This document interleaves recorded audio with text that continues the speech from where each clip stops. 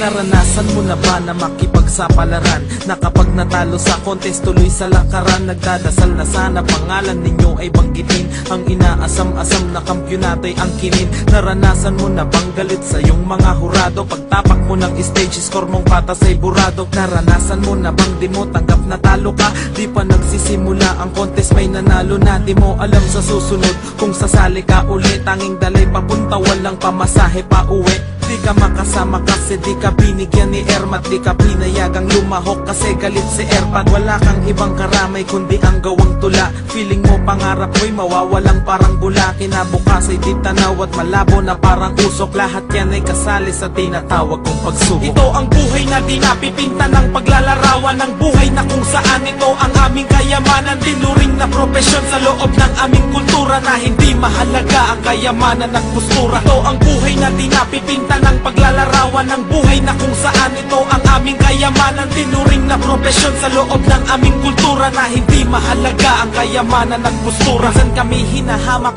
at inaalipusta, wala daw pera na hawak at wala rin pampusta. Sabi ko ano ngayon, wala kang pakialam, sira yata ang ulo mo o baka baliw ka lang. Ang turing sa amin ay Bisaya dahil sa pananamit, marami sa aming di na kaya dahil sa pananakit. Marahil yung iba sa amin lalo pa na sumusuko, dahil yung daan nila parang lupa na gumuguho. Pinilit nilang sumuong sa mabubog at masukal, kapalarang mapait parang nasunog na asukal. Ang ibang level na magdaya pa sa politiko, questionin mo lang sila, ituturing kang kritiko. Sumusulat ako dahil sa Diyos at sa aking dignidad, makagawa ng alamat tulad ni Felix Trinidad. Tuloy pa rin sa pagsulat kahit magalit ang iba, ilalahat ko kung paano ko ginamit ang tinta. Ito ang buhay na di napipinta ng paglalarawan, ng buhay na kung saan ito ang aming kayamanan. Tinuring na propesyon sa loob ng aming kultura, na hindi mahalaga ang kayamanan ng postura. Ito ang buhay na di napipinta ng paglalarawan, ng buhay na kung saan ito ang aming kayamanan. Tinuring na propesyon sa loob ng aming kultura, na hindi mahalaga ang kayamanan ng postura. 10 taon ako noon